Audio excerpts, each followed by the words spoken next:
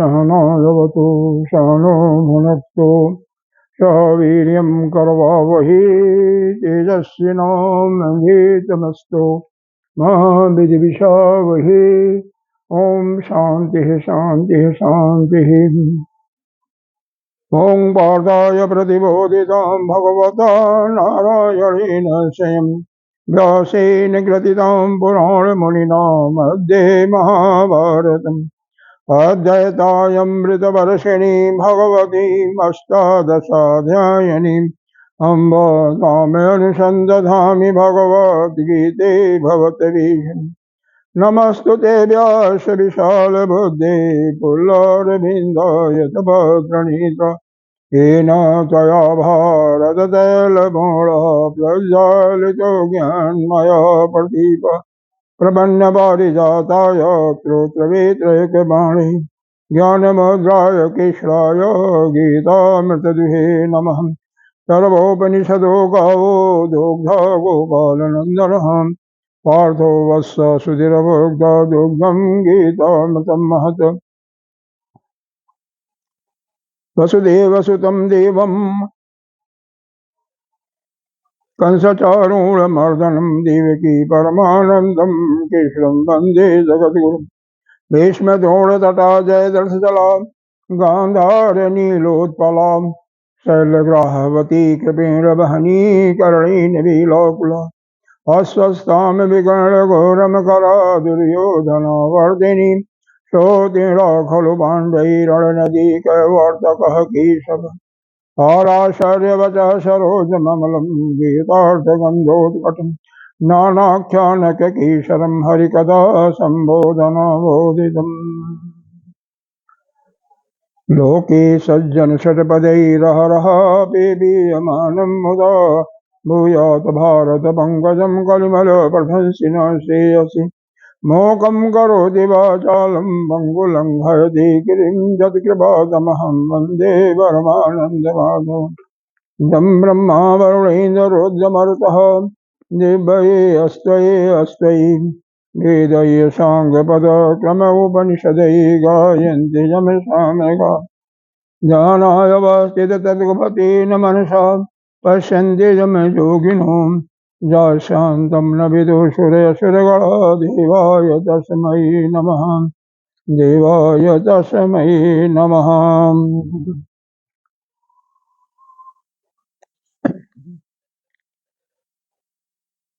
सच्चिदानन्दरूपाय विश्वोत्पत्त्यादिहेतवे तापत्रविनाशाय श्रीकेशवाय वयं नमः। नारायणं नमस्कृत्य नरं चैव नरोत्तमं देवीं सरस्वती व्यासं ततो जयमुदीरयेत्। अखण्डमण्डलाकारं व्याप्तं येन चराचरं तत्पदं दर्शितं येन तस्मै श्रीगुरुवे नमः। गुरुर्ब्रह्मा गुरुर्विष्णु गुरुर्देवो महेश्वरः गुरुर्साक्षात् परं ब्रह्म तस्मै श्रीगुरुवे नमः।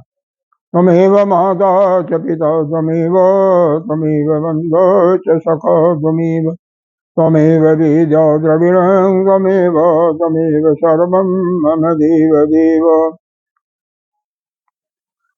गजाननं भूतगणादिसेवितं कपितजम्बो फलचारुभक्षणम् उमासुतं शोकविनाशकारकं नमामि विघ्नेश्वरपादपङ्कजम्। अनंत श्री बहुशतो श्री 1008 पंचायती महानिर्माण अखाड़ा के अग्रणीय श्रोतीय ब्रह्मनिष्ठ महामंडलेश्वर एवं उत्तर प्रदेश समाज के अध्यक्ष श्री सदगुरुदेव भगवान के चरणों में कोटि कोटि नमन बंदन अर्चन। यहाँ के अधिष्ठान देव मर्यादा पुरुषोत्तम श्री रामचंद्र जी, मातृशक्ति एवं भक्तजन सभी के अंतःकरण में विराजमान आत्मस्वरूप परमात्मा को नमन करते हैं। गीता जी का प्रयोजन क्या है? गीता जी का मूल प्रयोजन हमारे शोक और मोह को निवृत्त कर देना है, उसको समाप्त कर देना है। जो मोह का कारण है, मोह से शोक उत्पन्न होता है, और मोह का कारण अविद्या है, अज्ञान है। तो यह अविद्या क्या है, कैसे नष्ट होगा, इसके लिए गीता जी का, श्रीमद् भगवद गीता जी का सत्संग हमारे लिए अति आवश्यक है। जैसे आपने देखा, युद्ध के मैदान में अर्जुन को भगवान वासुदेव ने भगवान के रूप में 2-2.5 घंटे के अंदर 18 अध्यायों को सुना करके अर्जुन के समस्त मोह और शोक को नष्ट कर दिया। वास्तव में हमें सबसे पहले यह जानना है कि सत्य क्या है, असत्य क्या है, नित्य क्या है, अनित्य क्या है। नित्य क्या है, अनित्य क्या है, अविनाशी क्या है और विनाशी क्या है। इस चीज को ठीक ठीक समझना ही ज्ञान है। जो भी साधक नित्य अनित्य, विनाशी अविनाशी, विनाशी, सत्य असत्य को अच्छी तरह से समझ जाता है, उसका अविद्या नष्ट हो जाती है, जिसके कारण से उसका मोह और शोक भी दूर हो जाता है। आइए इसके बारे में थोड़ा सा विचार करते हैं। अविनाशी क्या है? तीनों काल में, मतलब भूत, भविष्य और वर्तमान, प्रत्येक वस्तुओं में, प्रत्येक स्थान पर, प्रत्येक देश काल और वस्तु से जो अपरिच्छिन्न है, वही अविनाशी तत्व है।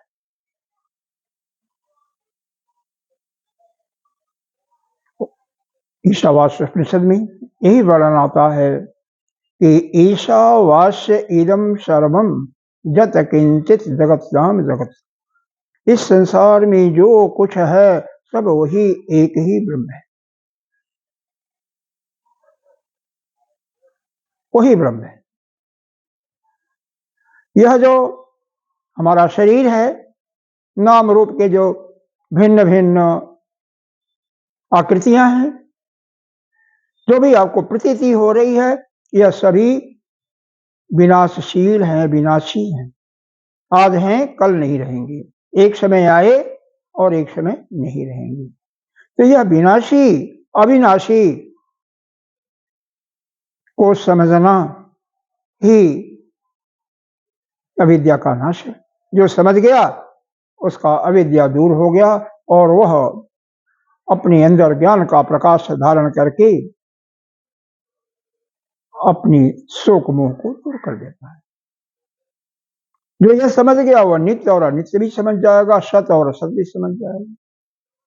सत्य क्या है? सत्य एक ही है, वही परमात्मा, वही ब्रह्म, और उसके अतिरिक्त जो कुछ है इस ब्रह्मांड में सब असत के कोटि में ही, जिसको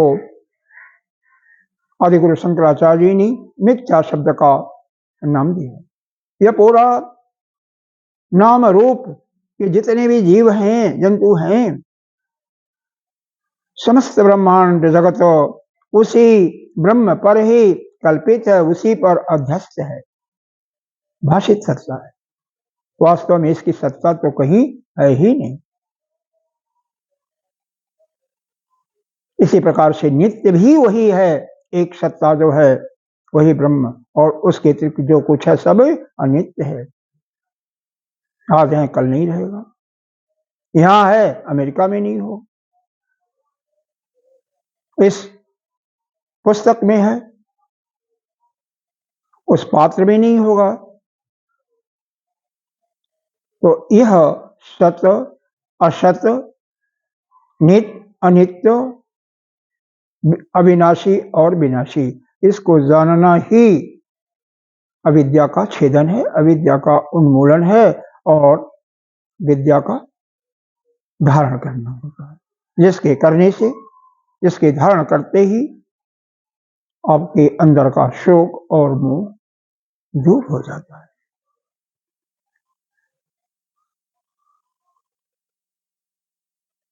यहाँ पर युद्ध के मैदान में भगवान का मूल प्रयोजन यही है कि अर्जुन जो मोह से ग्रस्त होकर के, शायद आपको याद होगा पहले बताया था पहले दिन, कि वह शोक से व्याकुल क्यों हो जाता है कि इनको, यह हमारे गुरु द्रोणाचार्य हैं, यह हमारे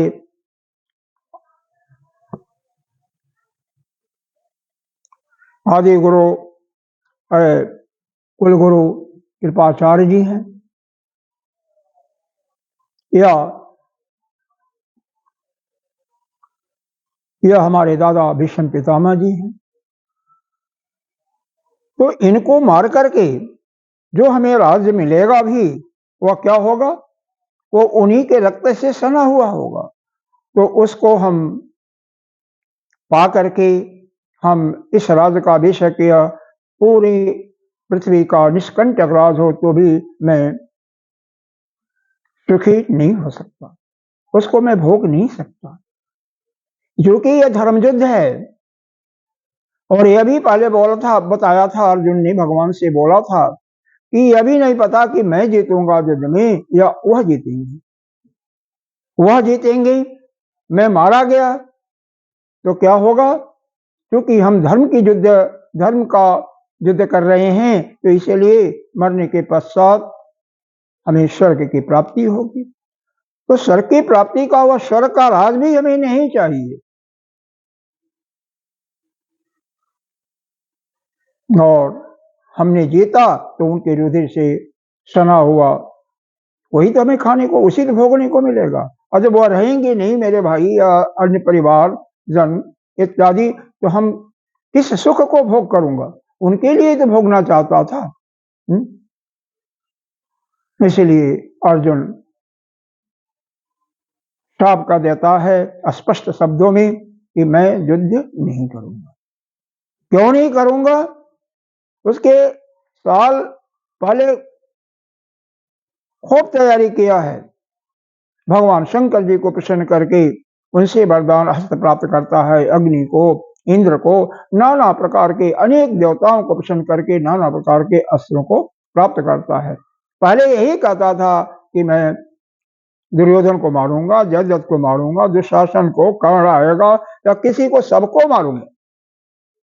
लेकिन इस समय चूंकि वह मोह से ग्रसित हो गया है तो वह शोक में पड़ा हुआ है। भगवान ने गीता जी का उपदेश देकर के उसके शोक की, उसके मोह की निवृत्ति करके उसको युद्ध के लिए खड़ा कर देते।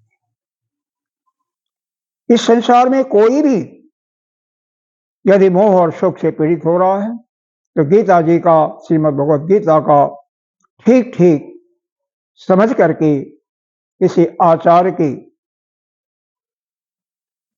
माध्यम से अगर इसका श्रवण करता है तो निश्चित रूप से उसका शोक और मोह दूर हो जाएगा।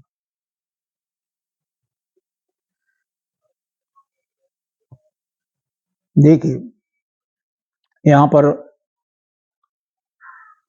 है क्या,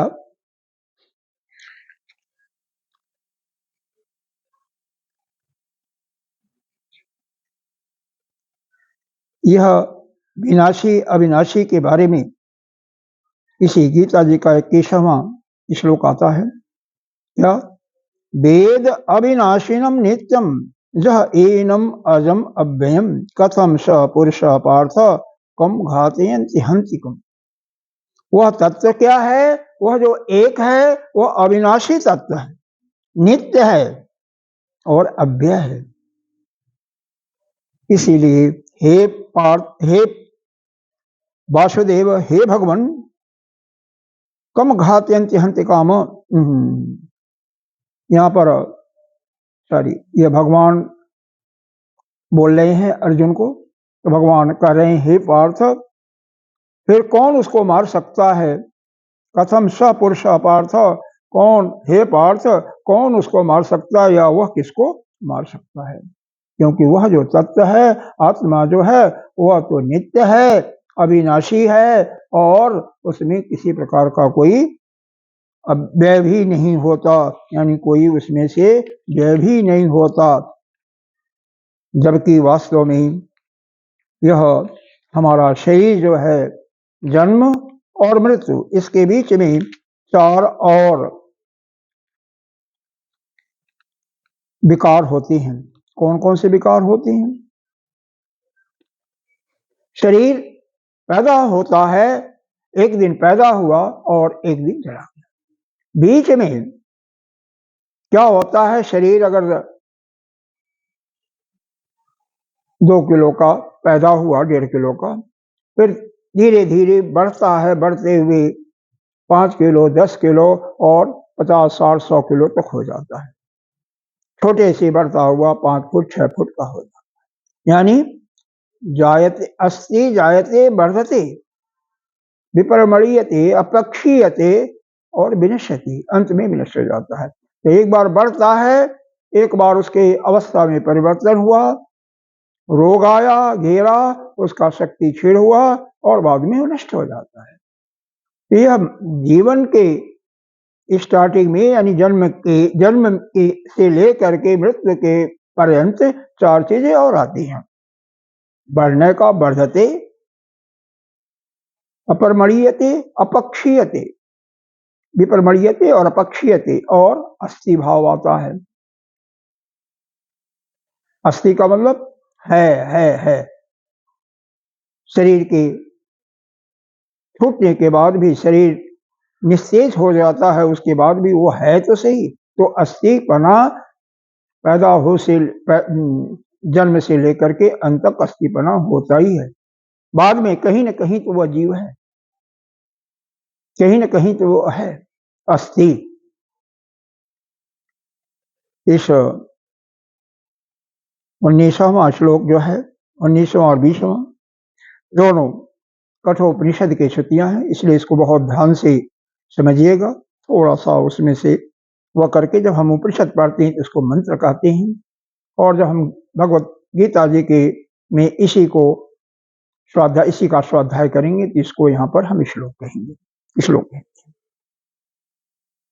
आइए पढ़ते हैं। याएनं वेति हंतारं जचैनं मन्यते हतम् उभौ तौ न विजानीतो नायं हन्ति न हन्यते। यैनं वेति हंतारं जचैनं मन्यते हतम् उभौ तौ न विजानीतो नायं हन्ति न हन्यते। यहाँ पर भगवान ने सीधे कहा है, जो यह समझता है कि मैंने किया यानी कर्तापन का अभिमान लाता है, वह क्या है, अज्ञानी है। और दूसरा जो यह कहता है कि उसने मेरे को मारा, कर्म बन जाता है, वह भी अज्ञानी है। दोनों अज्ञानी, उभौ दो न विजाने तो, क्योंकि यह आत्मा न तो किसी को मार सकता है और न मारा जा सकता है। आगे के श्लोकों में बिल्कुल स्पष्ट होगा। इस श्लोक के पहले भाष्यकार ने कुछ संगति दी है, उसको देखिए। शोक मोह आदि संसार कारण निवृत्त्यर्थम गीता शास्त्रम न प्रवर्तकम इति। यह गीता शास्त्र है, यह प्रवर्तक नहीं है बल्कि निवर्तक है। प्रवर्तक का मतलब क्या हुआ, यह आपके अंदर मोह है, शोक है, उसको बढ़ाने वाला नहीं है। आपके अंदर कामना, तो उसको कामना को पूर्ण करने वाला नहीं है, यह तो उसका निवर्तक है। यानी आपका जहां से मोह है, अज्ञान है, वह विद्या है उसको दूर कर देता है, उसका उन्मूलन कर देता है, जिससे आपका मोह नष्ट हो जाता है। मोह के नष्ट होते ही शोक का अपने आप ही चला जाता है। जैसे प्रकाश के आते ही अंधेरा का, तम का, अंधकार का पता ही नहीं चलता, अंधकार कहाँ गया। जैसे ही कमरे में प्रकाश हुआ वैसे ही अंधकार गए। उसी प्रकार से जैसे ही विद्या अज्ञान आपके अंदर होता है वैसे ही अविद्या दूर हो जाती है, और अविद्या के दूर होते ही आपका मोह चला जाता है। मोह और शोक, और फिर मोह जाने के बाद शोक भी, यानी शोक और मोह दोनों का पूर्णतया उन्मूलन हो जाता है, पूरा नष्ट हो जाता है। शोक मोहादि संसार कारण निवृत्त्यर्थम, यह जो संसार में जन्म लेने का कारण, मूल जो कारण है वह विद्या है। और विद्या क्या देती है? शोक और मोह देती है, मोह से शोक होता है। तो शोक मोह संसार कारण, इस संसार में पैदा होने का, रहने का और जाने का, बारंबार जन्म लेना और मृत्यु का मूल कारण क्या है? हमारी अविद्या ही है। उस अविद्या से ही हम शोक मोह से भी ग्रसित होते हैं। और जब शोक मोह से ग्रसित होते हैं तो हमें क्या करना चाहिए, क्या नहीं करना चाहिए, उसका ठीक ठीक ज्ञान नहीं हो पाता है। और हम कर्तृत्व, ज्ञातित्व और भोक्तृत्व के का अभिमानी बन करके, उसका अपनापन बन करके हम क्या होते हैं? इस संसार के बंधन में बच जाते हैं, क्योंकि शरीर को ही हम अपना मान लेते हैं। और जिसका भी संबंध शरीर से ही हो जाता है कि शरीर ही मेरी आत्मा है, वह निश्चित रूप से इसी संसार में आता और जाता रहेगा। यही कैसे आपको मालूम पड़ेगा? केवल ज्ञान के द्वारा, विद्या के द्वारा ही। और विद्या कहाँ से मिलेगा? यही श्रीमद् भगवद गीता जी का सत्संग सुन करके। सत्संग कैसे सुन करके? किस प्रकार का सत्संग? जहां पर ज्ञान की ही चर्चा होती है, उस ज्ञान को समझाने वाला आचार्य विश्रोती और ब्रह्मनिष्ठ हो, यानी वेद को जानने वाला भी हो, उसके अर्थ को समझने वाला भी हो, और साथ ही वह स्वयं अपने स्वरूप में निष्ठ हो। वही जब आपको इसका श्रवण कराएगा, इस शास्त्र का, गीता जी का ज्ञान देगा, तो निश्चित रूप से आपके अंदर यह शोक और मोह की निवृत्ति हो जाएगी। बिना अविद्या के निवृत्ति हुए नहीं होगा। मूल कारण यहाँ पर आपने देख लिया क्या है? यही कि आपका मानना ही कि मैंने किया। वास्तव में संसार में जितने भी कार्य हैं सब तो अपने आप हो रहा, प्रकृति करती रहती है। प्रकृति क्रियमाणानि गुणैः कर्माणि सर्वश अहंकार विमूढ़ात्मा कर्ता अहम इव मन्यते। यह तो अहंकारी और मूढ़ आत्मा, मूढ़ किसे कहते हैं? जो न तो स्वयं अपनी बुद्धि से किसी कार्य को नहीं जानता, उसके ज्ञान नहीं है, और न तो किसी के समझाने से ही उनके अनुसार उस रास्ते पर चलता है, उसी को लोग कहते हैं। और अहंकारी कौन होता है?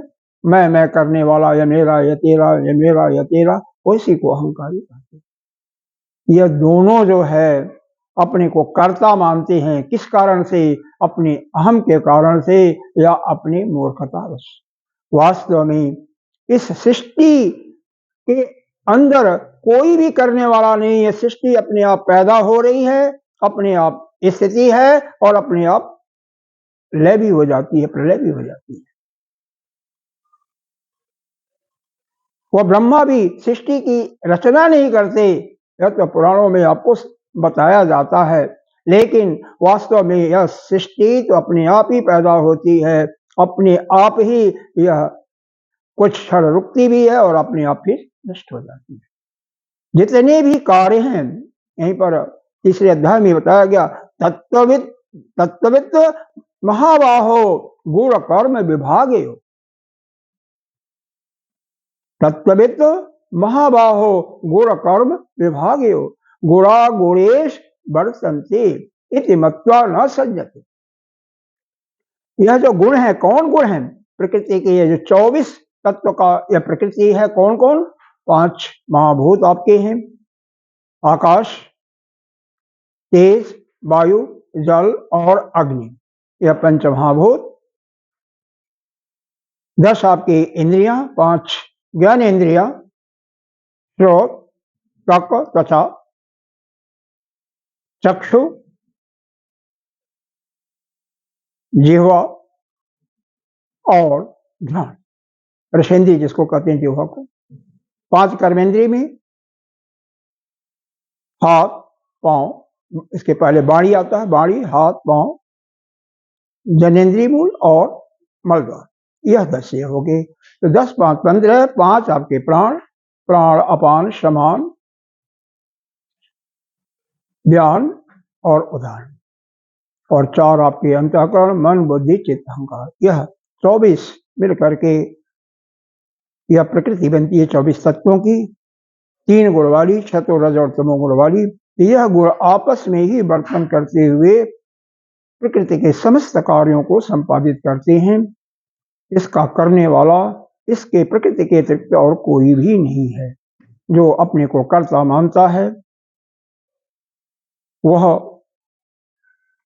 अज्ञानी है, मूढ़ है।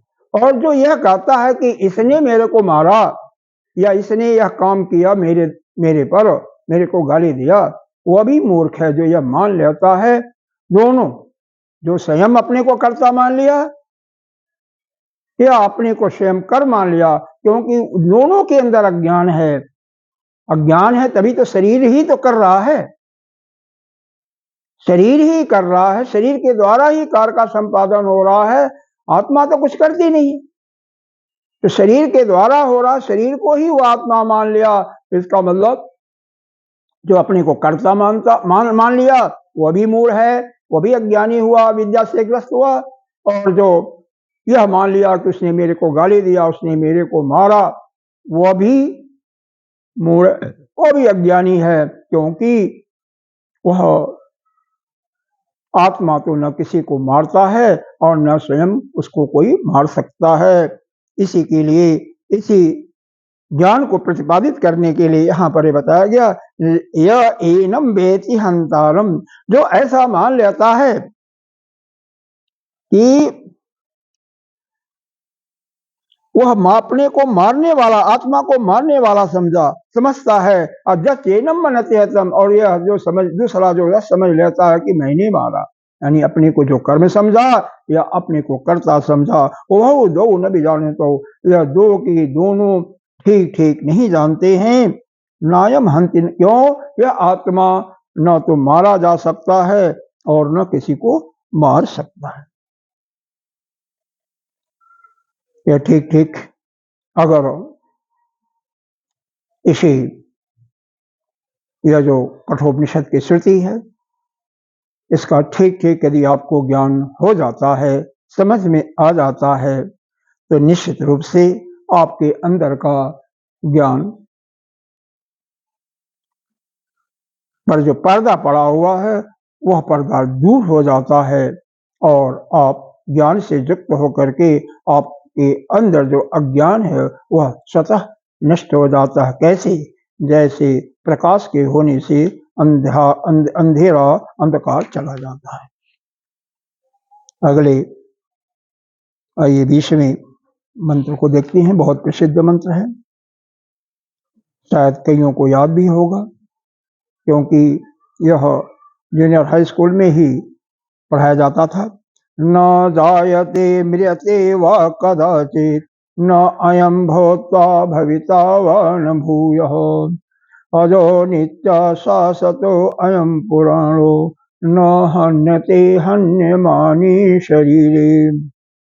क्या सुंदर है। न जायते म्रियते, यहाँ पर अगर देखेंगे तो एक अयम आया है, कदाचित न अयम, तो अयम न जायते, अयम न म्रियते, मतलब यह जो आत्मा है न तो उत्पन्न होता, जायते का मतलब उत्पन्न होता है, और न मृते, न व मृते, न तो नष्ट होता है।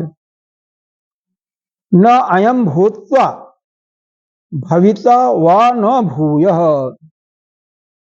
मतलब क्या है, मरता भी नहीं और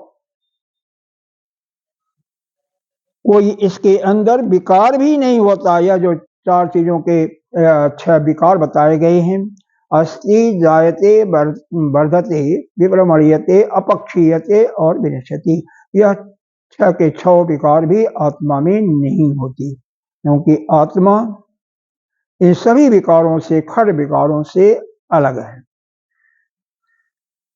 यह विकार जो है केवल इस शरीर में ही होते हैं, जो पंच महाभूतों से बना हुआ है उसी के अंदर होते हैं। आत्मा के अंदर कोई विकार नहीं होता है। न यह पहले हुआ, न है, न होगा। यह आत्मा क्या है, अजो नित्य, यह अजन्मा है। यह इसका न कभी उत्पत्ति है न कभी इसका अंत है, नित्य है। नित्य का मतलब जैसे कि पहले बताया कि यह देश, काल और वस्तु इन तीनों से ही अपरिच्छिन्न है। देश, काल, वस्तु से अपरिच्छिन्न का तात्पर्य क्या हुआ, यह एक ही समय में यहाँ पर भी है और इसी समय वह ऑस्ट्रेलिया में होगा, इसी समय वह स्वर्ग में भी होगा। हर जगह पूरे ब्रह्मांड में एक ही समय में है। यह काल से अपरिच्छिन्न हो गया और 100 साल, 1000 साल के बाद भी रहेगा और पहले भी। यह हुआ काल से, बस काल से अपरिच्छिन्न। और देश से परिच्छिन्न यहाँ भी है, अमेरिका में भी है, ऑस्ट्रेलिया में है, स्वर्ग में भी, इत्यादि देश से अपरिच्छिन्न। वस्तु से अपरिच्छिन्न, यह पुस्तक में भी है, मेज में भी है, चारपाई में भी है, हर एक मेज, चारपाई में भी है, बेड में भी है, गद्दे में भी है, हर जगह। तो इस ब्रह्मांड के अंतर्गत चूंकि ईशावास्य इदम सर्वम, उस ईश जो सब पर शासित करने वाला है, जो सबका ईश करता, शासन करता, सबको अनुशासन में रखता है, सबका भरण पोषण भी करता है, उसके अतिरिक्त और कुछ भी नहीं है। तो उसके अतिरिक्त जो कुछ है सब क्या है, सब जड़ ही है, सभी अनित्य है और केवल वही नित्य है। उसके अतिरिक्त जो भी है, रूप नाम के रूप में नाना प्रकार की आकृतियां आपको दिखाई दे रही हैं, सब क्या है, अनित्य है। शाश्वतो अयम पुराण, यह क्या है, शाश्वत है।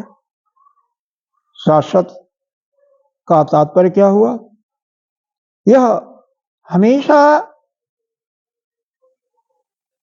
सनातन है, यानी कभी ऐसा कोई भी समय नहीं हुआ होगा जहां पर यह नहीं था या नहीं रहेगा। तो इसीलिए इसको कहते हैं सनातन।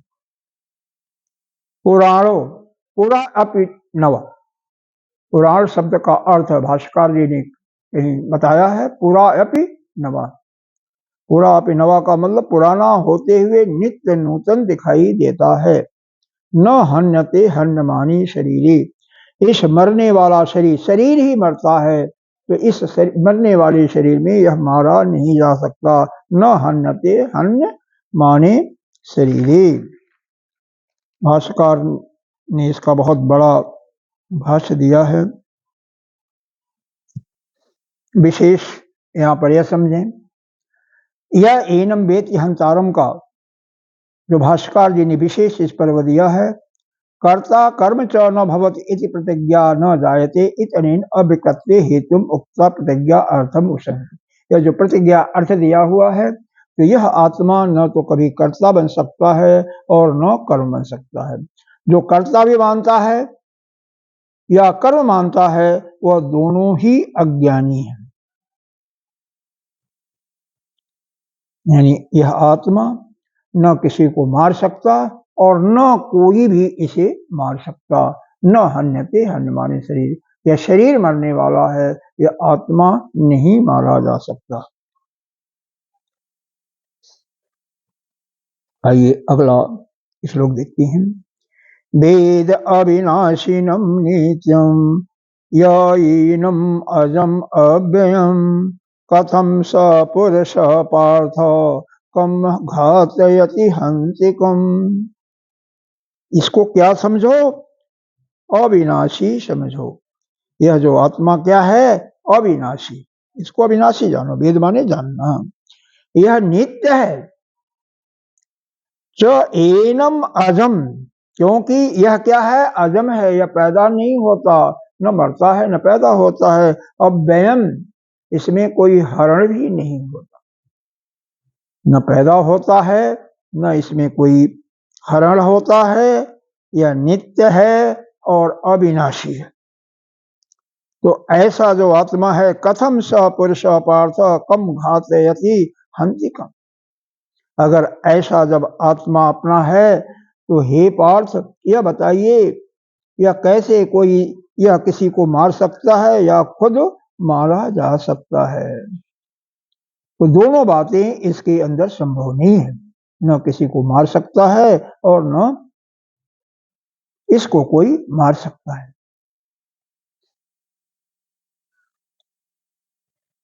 यह यहाँ पर भाष्यकार जी ने इसके लिए बताया। कथम का व्याख्या करते हुए, केन प्रकारेण, किस प्रकार से, स का मतलब, यह कथम से दूसरी लाइन में आ रहा है। स का मतलब विद्वान, विद्वान पुरुष का अर्थ बताया कि अधिकृत हो, कोई भी पुरुष अधिकृत हंति, हंति का मतलब हरण क्रिया करता है। क्योंकि आत्मा के अतिरिक्त और कोई है ही नहीं है, तो दूसरा कोई कैसे इसको मार सकता है? कथम वा घातयति हंतारम, न कथचित कश्चित हंति, न कश्चित कश्चित घातयति, न कोई यह मार सकता किसी को, न किसी के द्वारा मारा जा सकता है। उभय आक्षेप एवं अर्थ, इसीलिए यह दोनों प्रकार से, दोनों यह किम और कथम, यह दोनों साफ साफ ये बताते हैं कि यह आत्मा न तो किसी को मार सकता है और न खुद मारा सकता है। तात्पर्य यह है कि यह न तो कर्ता, जो भी अपने को कर्ता मानता है, क्योंकि आप शरीर नहीं हो, आप आत्मा हो, और जो आपने यह मान लिया कि यह कार्य मैंने किया, या आप अपने को कर्म मान लिया कि उसने मेरे को मारा, उसने मेरे को गाली दिया, तो दोनों स्थितियों में आप अविद्या से ग्रस्त हो, यानी आप अज्ञानी हो, आप मूढ़। और जो अज्ञानी होगा वह इस संसार में शोक मोह से ग्रस्त होकर के आता और जाता, यानी बंधन में पड़ा रहेगा, वह कभी मुक्त नहीं हो सकता। इसका मतलब दूसरे शब्दों में अगर समझना चाहें, बहुत साधारण शब्दों में यह समझें, यह गीता जी का सत्संग हमें इस जन्म मरण के बंधन से मुक्त करा देता है। वैसे भी देखें, पहला अध्याय जो है अर्जुन विषाद योग के नाम से जाना जाता है, और 18वां अध्याय मोक्ष के नाम से जाना जाता है, मोक्ष योग नाम। तो यह विषाद से मोक्ष तक की यात्रा यह गीता जी करवाती है। अर्जुन को मोह के कारण विषाद होता है, मोह के कारण शोक हुआ, शोक के कारण विषाद हुआ, और धीरे धीरे उस विषाद को ज्ञान के माध्यम से परिमार्जित करते हुए भगवान ने उसको मोक्ष तक की यात्रा कराई, यानी उसके बिना विषाद को तो नष्ट किया, उसके शोक मोह को तो नष्ट किया ही। 18वें अध्याय के अंत में अर्जुन ने स्वीकार किया कि नष्टो मोयम अस्मृति लब्ध्वा, मेरा मोह नष्ट हो गया, मेरे को अस्मृति प्राप्त हो गई। हे भगवान, अब जो चाहिए आप जो कहेंगे वो मैं करने को तैयार। भगवान कहते हैं इस समय कर्ण को मारो, कर्ण निशस्त्र है, कर्ण का रथ भी पहिया उसका जमीन में धंसा हुआ है, लेकिन भगवान ने कहा मारो तो मारता भी और कर्ण मारा भी जाता है। युधिष्ठिर को इसी प्रकार से कहा कि युधिष्ठिर यह बोलो, क्योंकि अश्वत्थामा नाम का एक हाथी भीम ने मारा था, भीम के द्वारा मारा गया था, तो उन्होंने कहा बोलो कि अश्वत्थामा मरो। युधिष्ठिर ने कहा कि नहीं, मैं यह नहीं कहूंगा, आपने तो झूठ बोला ही है, यह मेरे को क्या सिखाएंगे। भगवान को अपना रिश्तेदार बनाता था, अपना हमदर्द मानते थे युधिष्ठिर, लेकिन उनको भगवान नहीं मानते थे। उन्होंने फिर भगवान कहते हैं कि तो अगर तुम उनको नहीं कहोगे कि अश्वत्थामा मारा गया तो इसका परिणाम क्या होगा, कोई भी द्रोणाचार्य को मार नहीं सकता तुम्हारे जितने पांचों भाइयों में से वह, और तुम लोग हार जाओगे, तुम्ही लोग मारे जाओगे। तो युधिष्ठिर बोलते हैं कि मैं भगवान इतना कहूंगा कि अश्वत्थामा मरो नरो व कुंजरो। भगवान कहते हैं ठीक ऐसे ही बोलो। जैसे बोलते हैं अश्वत्थामा मरो, तैसे भगवान शंखनाद इतना तेज करते हैं कि पूरा समस्त ब्रह्मांड गूंज उठता है और उसमें आगे का शब्द सुनाई नहीं देता है, और द्रोणाचार्य अपनी धनुष को रख देते हैं, अपने हथियार को छोड़ देते हैं। उसी समय धृष्टद्युम्न को, जो इनका सेनापति था, उसको आज्ञा देते हैं कि जाओ अब उनका सिर गर्दन अलग करो, वो मार देता है। इसी प्रकार से भीष्म पितामह को भी शिखंडी का सहारा लेकर के अर्जुन उन पर बाण चला करके उनको मारता है। तात्पर्य हुआ कि भगवान जो कहते हैं अगर जो वैसा ही करो वही श्रेष्ठ है, क्योंकि धर्म युद्ध है, भगवान परिपूर्ण है। कहा गया समर्थ क्यों नहीं दोष गोसाई, जो समर्थ है वही परमात्मा ही अपने आप में समर्थ है, उसको किसी प्रकार का कोई दोष नहीं है।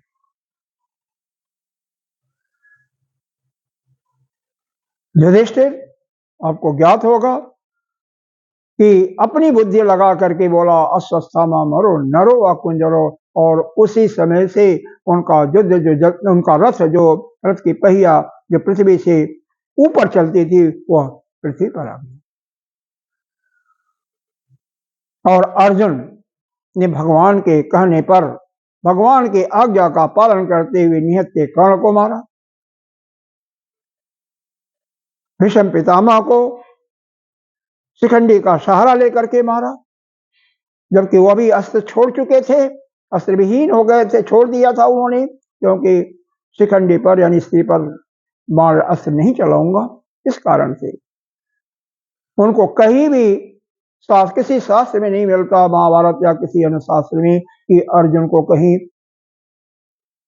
नरक का दरवाजा देखना पड़ा था, या अर्जुन का दोबारा जन्म हुआ था। जबकि युधिष्ठिर को मृत्यु के पश्चात स्वर्गारोहण के समय में इनको नरक के रास्ते से होकर के गुजरना पड़ा था। तो यह होता है, आप भगवान जैसा कहें वही ठीक है, उसको जो मानता है वही सही काम करता है, वही पूर्ण है, और परमात्मा ही पूर्ण है।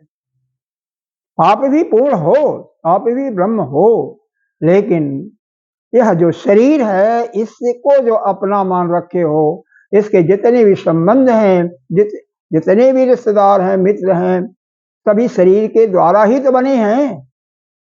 आप आए तो कौन था आपका, कोई नहीं था ना, तो शरीर से ही संबंध हुआ। तो जब तक उनसे आप अपना संबंध बना करके रखोगे शरीर से, तब तक दुखी और सुखी होते रहोगे।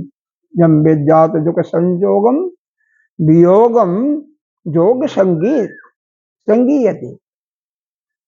22वां या 23वां श्लोक गीता जी के 6ठे अध्याय, जो कि परिभाषा ही दिया, जब तक संयोग से आप वियोग नहीं करोगे, जहां जहां से दुख होता है उसका वियोग नहीं करोगे, तब तक आप दुख भोगते रहोगे। दुख का पूर्णतया उन्मूलन करना है। दुख में भी दुख को अपने ऊपर न मानते हुए उससे वियोग कर, जब मूल कारण है उसी का वियोग। अगला श्लोक लेते हैं। इसका भाष्यकार ने तो बहुत 5-6 पेजों में दिया हुआ है, लंबा भाष्य। अब वहां पर तो हम नहीं जा सकते हैं, क्योंकि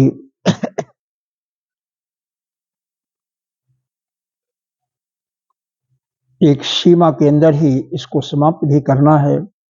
तो अगर हम विस्तार में जाएंगे तो समाप्त नहीं हो सकता है 7 दिन के अंदर।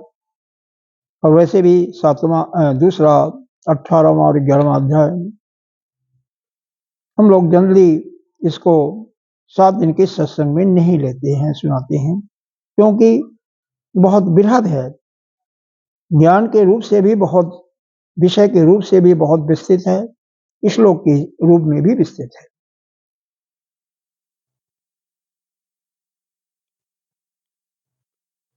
यहाँ पर अंतिम लाइन जरा देख लें।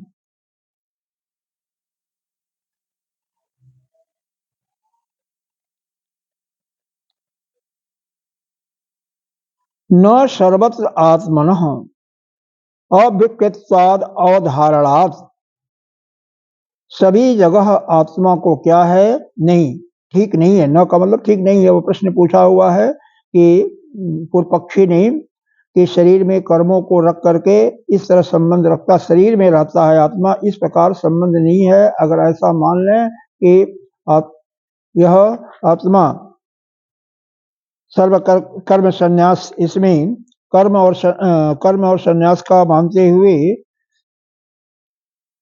यह प्रश्न है, तो यहाँ पर कहते हैं नहीं, यह ठीक नहीं है, क्योंकि सभी जगह आत्मा को निर्विकार ही माना गया है। आसन क्रिया या आसन क्रिया को आधार की अपेक्षा है, और अधिकारण अपेक्षित्वाद तद अनपेक्षित्वाद च संन्यास, और संन्यास को उसकी अपेक्षा नहीं है। जब क्रिया करेंगे तो वहां पर अधिकार की अपेक्षा आती है, लेकिन संन्यास में किसी चीज की अपेक्षा नहीं होती है। गीता इसके बाद तस्माद, इसलिए गीता शास्त्र में आत्मज्ञानवता संन्यास एवं अधिकारो, आत्मज्ञानी का संन्यास में ही अधिकार है, न कर्मणि, कर्म में नहीं। यहाँ पर वास्तव में यह बताया गया कि जो भी ज्ञान प्राप्त करना चाहता है वह कर्म को उसको एक समय छोड़ना पड़ेगा। कर्म और ज्ञान का क्रम समुच्चय समुच्चय नहीं है। कर्म और ज्ञान साथ साथ नहीं हो सकते हैं। इसीलिए यह ब्रह्म विद्या को ग्रहण करने का अधिकार केवल सन्यासियों को ही दिया गया है, जो एक बार सभी कर्मों को करके उससे बिल्कुल अलग हट गए हैं और केवल अपनी ज्ञान प्राप्ति में लगातार अपने पूरा जीवन को खपा देते हैं, उन्हीं को है। कर्म करते हुए इस ब्रह्म विद्या को आप नहीं प्राप्त कर सकते हैं। वहां पर क्रम समुच्चय भी नहीं है। अरे क्रम समुच्चय तो है, समुच्चय नहीं है। यानी एक बार पहले आप कर्म करके अंतःकरण को शुद्ध करो और फिर बाद में ब्रह्म विद्या को प्राप्त करो। यह ऐसा यहाँ पर स्पष्ट किया गया है और कई जगह आया है, इसका भाष्यकार ने बताया गया है। अगला श्लोक बहुत ही सुंदर है। यदि आप अपने को आत्मा नहीं मानते हो, जो यह कहता कि मैं आत्मा नहीं हूं, मैं तो जीवात्मा मान लिया अपने को, तो भी भगवान ने यहां पर स्पष्ट करते हैं, तो भी आप मरने वाले नहीं हो। क्यों? कैसे? आप मरने वाले नहीं हो, आप तो शरीर छोड़ करके हम जाते हैं, आप कह सकते हो?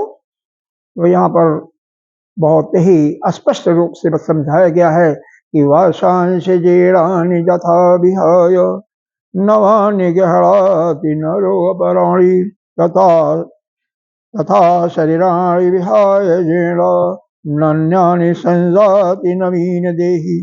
वाशांश जीर्णानि यथा विहाय, जिस प्रकार से पुराने फटे हुए वस्त्रों को छोड़ करके, त्याग करके, नवानि गृह्णाति नरो प्राणी, एक मनुष्य, एक पुरुष, पुरुष का मतलब पुरुष हो स्त्री हो, नए वस्त्र को धारण करता है।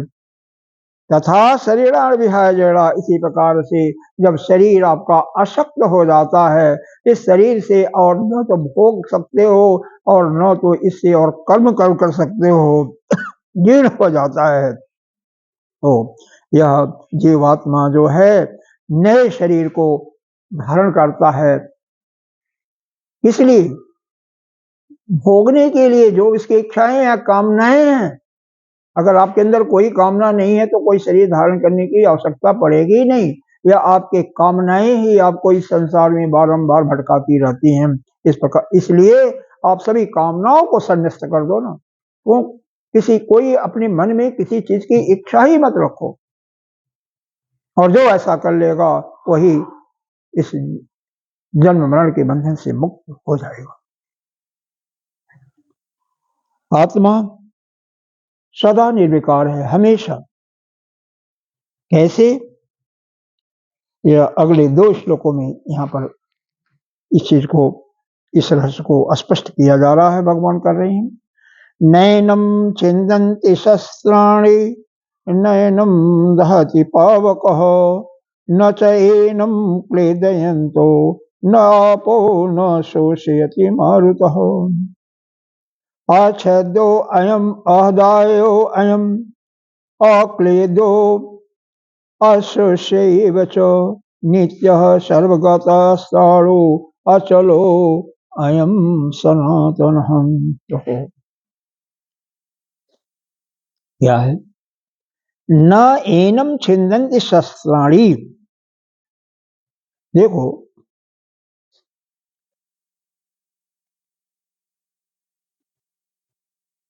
यह जो आत्मा को शस्त्र नहीं काट सकते हैं, कि शस्त्र किसको काट सकते हैं? शस्त्र किसका बना हुआ है? मिट्टी का ही बना हुआ है ना। मिट्टी से ही लोहा उत्पन्न होता है। अरे और आयरन के ओर कहाँ मिलते हैं? मिट्टी में ही कहीं खानों में मिलते हैं, और उसी ओर को शुद्ध करके तमाम प्रक्रियाओं के माध्यम से उसी से आप अस्त्र बनाते हो, शस्त्र बनाते हो। तो पृथ्वी के से बना हुआ, पृथ्वी से बने हुए चीज को मार सकता है। यह शरीर पृथ्वी से बना हुआ है, पंच महाभूतों का बना, इसको काट सकता है। लेकिन आत्मा में तो पंच महाभूतों का कोई मतलब नहीं है, वो तो निराकार है, निर्गुण निराकार है, उसको कैसे मार सकते हैं?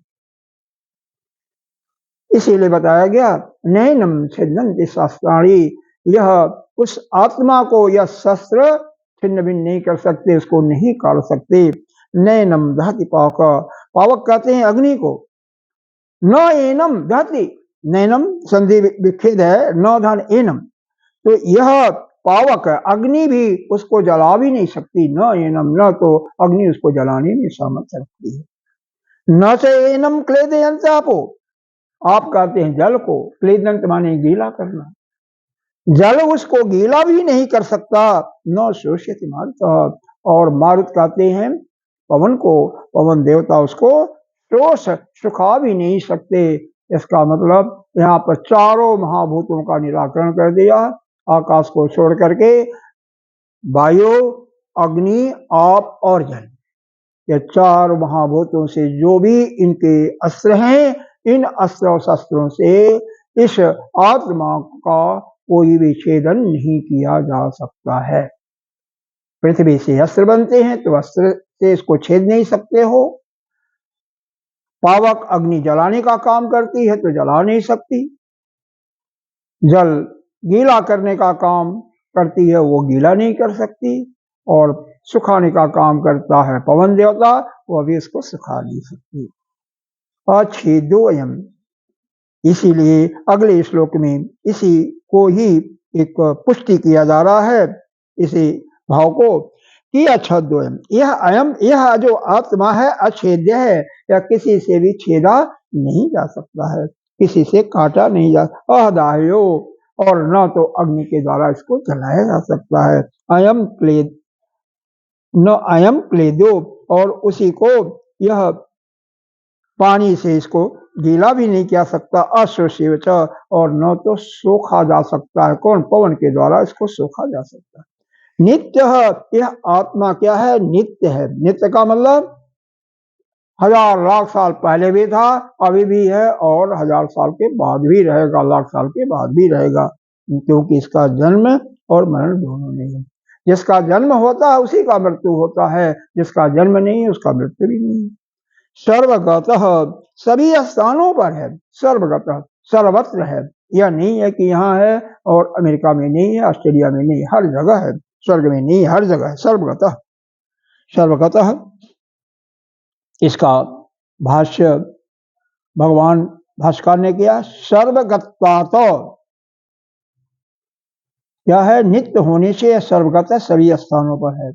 अस्थाणु, अस्थाणु का मतलब हुआ सर्वव्यापी होने से, अस्थाणु का जैसे ठूठ होता है वैसे है, ठूठ है। नित्य सर्वगता अस्थाणु मतलब एक प्रकार से स्थिर है, अचल है। और क्या बताया, अचल, स्थिर होने से ही आत्मा अचल। अचल का मतलब जिसमें जैसे लोहार की निहाई होती है, लोहार की निहाई पर उसको हथौड़े से पीट पीट करके नाना प्रकार के हथियार बनाए जाते हैं, लेकिन उस निहाई पर किसी प्रकार का कोई भी प्रतिक्रिया नहीं होती।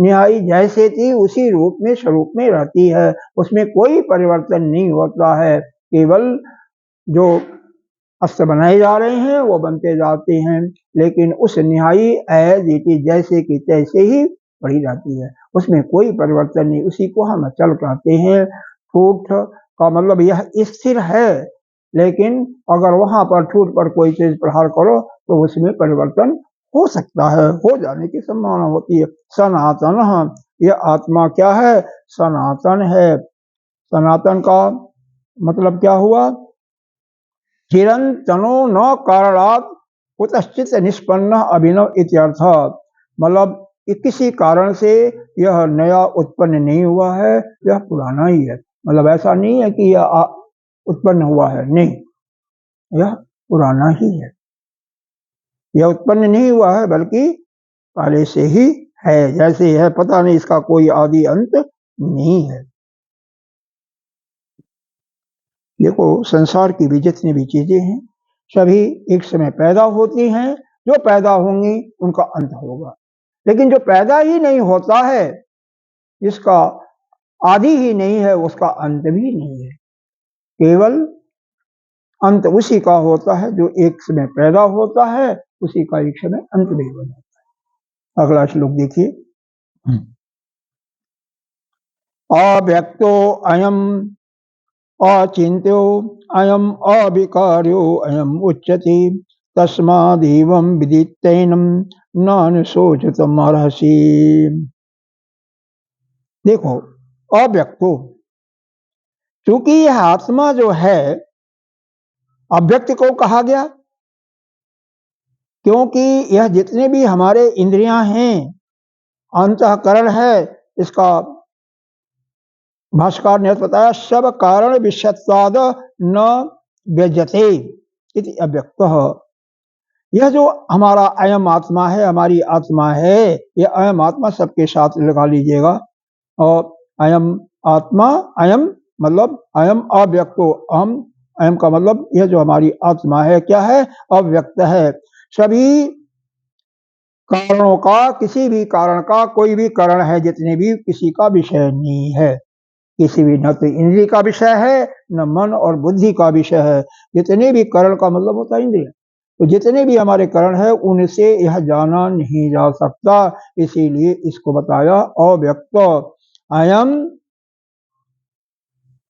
अचिंत्य, क्योंकि जो पदार्थ इंद्रियों के गोचर में आते हैं। इंद्रियां जिसको प्रकाशित कर लेती हैं वही चिंतन का विषय होता है, उसी का आप चिंतन कर सकती हैं। लेकिन चूंकि आत्मा या पंचमहाभूतों से किसी से नहीं बना हुआ है, इसलिए इसके बारे में कोई भी इंद्री उसका चिंतन नहीं कर सकती। अब देखो एक एक इंद्री का यहाँ पर देखेंगे तो हमारी श्रोत इंद्रिय है पहले ज्ञान इंद्रिय, वो आकाश तत्व से बना हुआ है, उसका गुण शब्द है। तो जो वस्तु आकाश तत्व जिस वस्तु के अंदर होगा उसी को यह प्रकाशित कर सकती है श्रोत इंद्रिय। इसी प्रकार से हमारी त्वक इंद्रिय उसी को प्रकाशित कर सकती है जिसमें वायु तत्व है। इसी प्रकार से हर एक इंद्रियां जिस महाभूत से बनी हुई है उसी महाभूत से बना हुआ कोई वस्तु होगा उसी को यह प्रकाशित कर सकती हैं, दूसरे को नहीं। इसलिए यह कहा गया क्योंकि यह इंद्रियां उसको कोई भी इंद्रिय कोई भी करण उसको प्रकाशित नहीं कर सकता, उसका विषय नहीं, इसको लिए इसीलिए इसको कहा गया और चिंतनीय, मतलब इसका चिंतन नहीं कर सकती। अयम अभिकार्यो, और क्या है यह आत्मा क्या है? अभिकारी है। अभिकारी का मतलब जैसे दही दूध में दही का जामन डालने से दही बन जाता है तो विकारी हो गया, लेकिन यह आत्मा ऐसा नहीं। ये जैसे दूध का दही बनता है ऐसे भी नहीं है, इसमें किसी प्रकार का कोई विकार नहीं होता है। ये 6 प्रकार के जो विकार बताए गए हैं ये आत्मा के अंदर नहीं है। अस्ति जायते वर्धते अपरमणीयते अपक्षीयते अविशति, 6 प्रकार के विकार जो जीव में होते हैं वो आत्मा में नहीं है। अर्थात एक समय कोई पैदा हुआ, एक उसमें बढ़ोतरी हुई, बढ़ोतरी के बाद में उसमें अवस्था का परिवर्तन हुआ, उसमें फिर हरण हुआ, क्षीण हुआ, वृद्ध अवस्था हो गया और फिर चला भी जाता है, उसके बाद भी अस्थि भाव हमेशा बना रहता है। इस प्रकार से यह 6 विकार जो है आत्मा के अंदर नहीं है। तस्माद एवं विदित एनम, इस प्रकार से इस आत्मा को जो जान लेता है, नान सोच तुम रहती, वह किसी प्रकार का सोच नहीं करता है, वह किसी प्रकार का शोक से पीड़ित नहीं होता है। और जो इसको नहीं जानता वही शोक करेगा ना। इसलिए यह समझो कि यह आत्मा क्या है? अव्यक्त है, यानी यह हमारे बुद्धि और न तो इंद्रिय का यह विषय नहीं है, और इस इंद्रिय और बुद्धि का जितने भी हमारे कर्ण है उसका विषय नहीं, इसलिए अचिंतनीय है और यह अविकारी भी है। इसलिए आप ऐसा समझते हुए कभी भी इसके बारे में चिंतन नहीं करना चाहिए, शोक नहीं करना चाहिए। क्यों बता रहे हैं भगवान? क्योंकि अर्जुन अभी पीछे कह रहा था ना, क्या कह रहा था? पहले अध्याय में, दूसरे अध्याय के प्रारंभ में आया था कि ये द्रोणाचार्य हैं, हमारे या कौरव के जितने भाई हैं, ये भी तो हमारे भाई है ना, उनको मैं कैसे मारूंगा? अरे भाई, आप धर्म युद्ध कर रहे हो, जो अधर्म का पक्ष ले रहा है उसको मारो ना, क्योंकि तुम मारने वाले भी नहीं हो वैसे तो।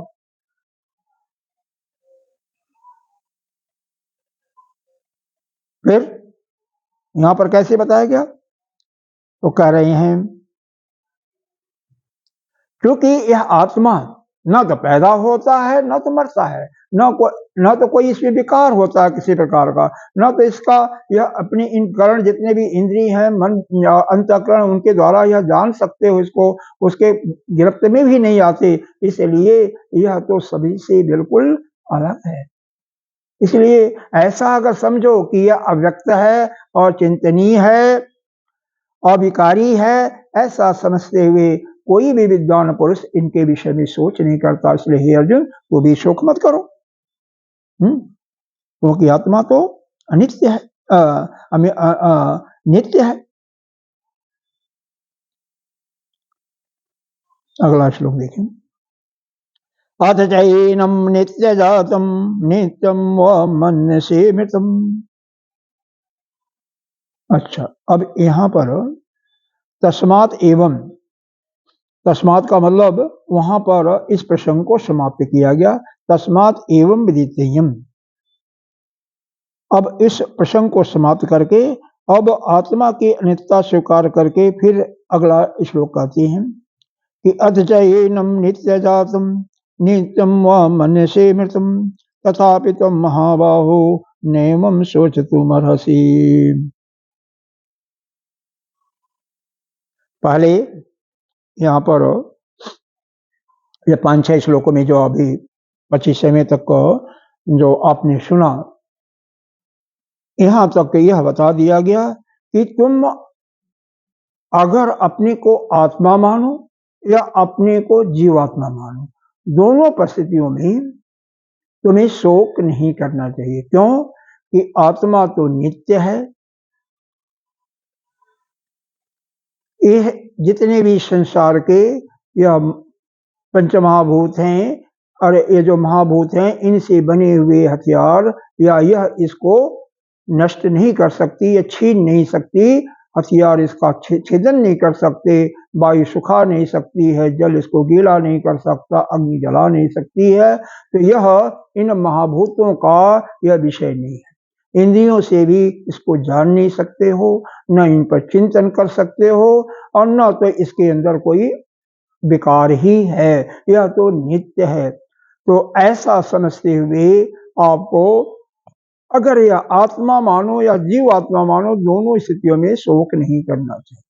लेकिन यदि तुम इसको मरने और पैदा होने वाले मान लो, जैसे हम अलजबरे में बीजगणित में सवाल लगाते हैं, मान लिया कि यह अमुक चीजें है 100 है, और बाद में उसको सवाल को सॉल्व करके बता देते हैं। उसी प्रकार से यहाँ पर है कि मान लिया इसको, अगर तुम मान लो कि एक समय यह जन्मने और मरने वाला दोनों नहीं है, तो फिर क्या होगा? अथ एनम नित्य जातम नित्यम व मनसे मृतम। यह नित्य पैदा होता है और मरता है, एक समय पैदा होता है मरता है। तथापि तुम महाबाहो, तो भी हे महाबाहो। महाबाहो अर्जुन को क्यों कहते हैं? कि इसकी भुजाएं बहुत ही विशाल थी। एक तो अर्थ यह हुआ। दूसरा अर्थ होता है अर्जुन अपने पराक्रम से बड़े बड़े महारथियों को परास्त कर चुका था, बड़े बड़े राजाओं को परास्त करके, और वहां से इसने बहुत कुछ अस्त्र शस्त्र और धन इकट्ठा करके अब उस अपने इंद्रप्रस्थ नगरी को बहुत ही सुंदर वैभवशील बना चुका था। इसीलिए इसको महाभाव कहते हैं। अथच एनम नित्य जातम, यह नित्य है। नित्य का मतलब वह लाख साल पहले, करोड़ों साल पहले भी था, आज भी है, और बाद में भी करोड़ों साल बाद में भी रहेगा। उसका कोई आदि और अंत नहीं है। लेकिन यदि मान लिया आपने कि यह मान लिया कि नहीं, यह पैदा होता है और एक समय मरता भी है, तो भी कोई चिंता की बात नहीं है। क्यों चिंता मत करो? तो कहते हैं एक सूत्र यह है, क्या? जातस्य ही ध्रुवो मृत्यु ध्रुवो जन्म मृतस्य च तस्मात् परिहार्ते न तुम सोचुम अर्हसि। भाई यह नियम है सृष्टि का कि जिसका मृत्यु एक बार हो गया तो उसका जन्म भी होगा, और जिसका जन्म हो गया उसका मृत्यु भी होगा। यानी जो पैदा होता है वो मरता भी है। इसलिए शरीर जाता है, या कोई भी आपका संबंधी जाता है, तो चिंता मत करो, सोच मत करो। शोक क्यों होता है? तो यह बता दिया गया, केवल अज्ञान के कारण। क्योंकि यह आत्मा, आप आत्मा हो, नित्य शुद्ध बुद्ध मुक्त आत्मा हो। आप तो न कभी पैदा हुए न कभी मरोगे, केवल शरीर को मान लेते हो। इसीलिए शरीर को खिलाना होता तो भी शरीर को मांग लेते हो कि हमें अमुक चीज चाहिए। अरे नहीं, आप तो है ही नहीं हो। शरीर तो पंचमहाभूतों से बना हुआ है, और आप तो पंचमहाभूतों का विषय ही नहीं है। या पंचमहाभूतों से बनी हुई इंद्रियां आपको अपने और अपने आप को कोई भी नहीं जान सकता। अगर अपने आप को जान लेती तो आप अपने शरीर को जानते हो, तो आप शरीर नहीं हो इसलिए जानते हो ना। हमेशा जानने वाला जिस वस्तु को जानता उससे अलग होता है, उससे भिन्न होता है। ये सूत्र है। आप जानते हो कि मेरा हाथ है, ये मेरा घर है, इसका मतलब आप कोई अलग हो, अन्य हो, और यह शरीर या घर अलग है, यह आपका नहीं। तो यहाँ पर दो सूत्र हमेशा याद रखना चाहिए। जिस वस्तु को आप जानते हो, तो जो जानता है वह उससे अलग होता है, जानने वाला हमेशा अलग होता है। दूसरी चीज, जो पैदा होता है एक समय, उसका अंत भी निश्चित है। भगवान यदि राम के रूप में आए, कृष्ण के रूप में आए, तो उनके शरीर का भी एक समय अंत हुआ ना, शरीर तो गया ना, शरीर तो छूटा ना।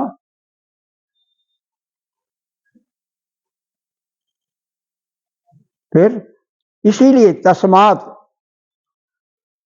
तस्मात परिहार्थे न तुम सोचो, इसलिए इसका अनाकरण किया गया, निराकरण किया गया कि इसलिए तुम्हें फिर भी सोच नहीं करना चाहिए। यहाँ पर तीनों चीजों को लेकर बता दिया गया कि यदि तुम अपने को आत्मा मानो, नित्य शुद्ध बुद्ध आत्मा मानो, या तुम अपने को जीवात्मा मानो, या अपने को तुम शरीर भी मानो, तो तीनों परिस्थितियों में तुम्हें शोक और मोह नहीं करना चाहिए, क्योंकि आत्मा नित्य है, उसका न कहीं जन्म है न कहीं मृत्यु है। जीवात्मा भी उसी प्रकार से है, नित्य है, क्योंकि जीवात्मा क्या है, आत्मा का ही तो यह प्रतिबिंब है। और वह जीवात्मा जाता भी है। अब अगर इस चीज को मानते हो कि अपने कर्म का फल भोगने के लिए वह जाता भी है, तो भी क्या है, वह जैसे पुराने वस्त्र को छोड़ करके नया वस्त्र धारण करता, उसी प्रकार से यह जीर्ण शीर्ण शरीर को छोड़ करके नया शरीर धारण करता है, वह पैदा नहीं होता है। जब यहाँ पर चिंतन कर सकते हो भाई, जब यह नहीं कर सकते हो तो क्यों बताया गया कि जीव को क्या, जीव को अपने कर्मों का फल मिलता है, वह कर्म को फल को भोगने के लिए जाता है, जो पुराणों में सुना होगा ना। तो यहाँ पर लेकिन अगर पक्की वेदांती हो तो वेद के अनुसार जीव नाम का कोई अस्तित्व ही नहीं है, जीव और जगत की कोई संज्ञा है ही नहीं है। ये तो मात्र एक कल्पित सत्ता है, इसीलिए समझ में नहीं आता ना हमें, इसीलिए नहीं आता, क्योंकि यहाँ पर तो उस परमात्मा के अतिरिक्त कुछ है ही नहीं है। कोई भी उपनिषद देख लो उठा करके, ये जो सृष्टि का उत्पन्न इत्यादि है, बस एक बहकाने वाली बात है, तुम्हें तो कुछ है ही नहीं है। हाँ, 2 नंबर के वेदांति के लिए ठीक है, सब कुछ होगा नहीं। अगला श्लोक देखें, यहाँ पर भाष्कर ने एक लाइन लिखा है अंत में, कार्य कारण संघात आत्मकानि अपि भूतानि उद्दिश्य शोको न कर युक्त कर्तु यतः। कार्य कार्य के संघात रूप, कार्य कारण का संघात रूप क्या है? अरे भाई, शरीर ही तो है ना, शरीर यह मनी या कार्य है, कारण हमारे हथियार है, और जो कार्य से कर संपादित होता है वह कार्य हो जाएगा है? तो कार्य कारण के संघात हेतु यदि प्राणियों को माने कि प्राणी, यह जो मनुष्य है, जीव है, यह एक कार्य है और करने वाला है, कारण के रूप में इंद्रियां, तो भी सोच नहीं करना चाहिए, क्योंकि अगर पैदा होता है तो मरता है, मरना उसका निश्चित है, और मरेगा तो जन्म होना भी निश्चित है। इस समझते हुए शोक नहीं करना चाहिए। अब अगला प्रसंग 2-3 शुरू हो रहा है। अव्यक्तात् आदि भूता अव्यक्तादीन भूतानि व्यक्तमध्यानि भारत अव्यक्त निधनान्य एव तत्र का परिदेवना। अब क्या बता रहे हैं, अव्यक्त का मतलब दिखाई नहीं देता इसमें। अब प्रकृति में जितने भी जीव हैं वहां पर कोई भी दिखाई नहीं देता, जब हिरण्यगर्भ में आते हैं तभी वहां पर वो फूलता है और अंकुर निकल जाते हैं, वहां पर ये मालूम होता है जीव अलग अलग हो जाते हैं। तो यह क्या है, अव्यक्ताधीन भूतानि, सभी प्राणी जितने भी जीव जंतु हैं सभी एक समय अव्यक्त अवस्था में रहते हैं। कहाँ? प्रकृति में अव्यक्त अवस्था में रहते हैं, यानी दिखाई नहीं पड़ते। व्यक्त मध्यानि भारत, हे अर्जुन, केवल बीच में थोड़े समय के लिए दिखाई पड़ते हैं। जब हिरण्यगर्भ में आगे अंकुर फूटा, मतलब वह फल अपने कर्मों का फल देने के लिए उनको तैयार हो गए, उनके जो कर्म थे उसका फल भोगने के लिए जब तैयार हो जाते हैं, किसी शरीर में आते हैं, तो वह व्यक्त हो जाते हैं। थोड़े समय के लिए दिखाई देते हैं, कोई 100 साल, कोई 50 साल, कोई 10 साल, और कोई तो जन्मते ही मर जाते हैं। और फिर जब उनका अंत होता है, लीन हो जाते, अव्यक्त निधनायो, जब उनका शरीर चला जाता है तो क्या होते हैं? फिर अव्यक्त स्थिति में उसी में चले जाते हैं। तो तत्र का परिदेवना, इसलिए क्यों विलाप कर रहे हो भाई? यह जब निश्चित है, यह सृष्टि का नियम है कि आप एक बीच में थोड़ी समय के लिए दिखाई पड़ रहे हो। थोड़ा समय है ना भाई, जहां पर जिसका कोई लिमिट ही नहीं है। आप प्रकृति में पड़े हुए, प्रलय हो जाता है तो कितने लाखों करोड़ों वर्ष तक प्रकृति वह प्रलय रहता है। ब्रह्मा भी एक रात्रि में ही, एक दिन बीतने के बाद ही कई लाख वर्षों तक ब्रह्मा जी की रात्रि होती है, तब भी तो आप अव्यक्त में रहते हो। जब ब्रह्मा जी जगते हैं तभी तो आप व्यक्त में आते हो। तो जब पैदा हुए तब व्यक्त में आए थोड़े समय के लिए, पहले भी अव्यक्त थे और बाद में भी अव्यक्त हो जाते हो, बाद में भी नहीं दिखाई पड़ते हो, तो क्यों सोचो उसके लिए क्यों करना चाहिए किसी के लिए, जबकि कोई किसी का है ही नहीं। आप अगर मैं सोचूं कि मैंने आपके लिए कुछ किया, या आप सोचिए कि मेरे लिए कुछ किया, तो यह मूर्खता है, मूर्खता है और कुछ नहीं। क्योंकि कोई किसी के लिए कर ही नहीं सकता।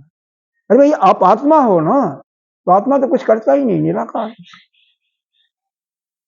कोई करता नहीं, करते तो भाव ही उसके अंदर नहीं है। यह तो आप शरीर से संबंध बनाया, अपने को कर्ता माना, अपने को भोक्ता माना, अपने को ज्ञाता माना, इसीलिए तो संसार में पड़े हुए हो। नहीं समझ आ रही है, मुश्किल है थोड़ा सा। हाँ, यह जो पिता यदि कहता है कि हमने बेटे को पढ़ाया, या बेटे के लिए हमने, जैसे बेटे की शादी होती है तो एक मकान, एक कमरा खड़ा कर दिया, 2 कमरा खड़ा कर दिया है, या बेटे के लिए जायदाद लेकर के छोड़ दिया, बड़ी बड़ी फैक्ट्री बना दिया, तो वास्तव में बेटे के लिए आप नहीं कर रहे हो, अपने लिए अपने सुख के लिए कर रहे हो ना। अरे आप किसी के लिए कुछ कर ही नहीं सकते, वास्तव में प्रकृति ही करती है ना। कोई किसी के लिए कर ही नहीं सकता कुछ। जो भी संसार में इस प्रकृति में हो रही, सब प्रकृति करती है। यह तो मूर्खता भाव है, मैं किसी के लिए कर रहा हूँ, तुम्हारे लिए या किसी के लिए कर रहा हूँ। वास्तव में सच्चाई तो यही है कि कोई किसी के लिए कुछ कर ही नहीं सकता। जो कुछ हो रहा प्रकृति कर रही है। अगर जीव मानते भी तो प्रारब्ध के अनुसार उसको मिलना था, वो मिलेगा।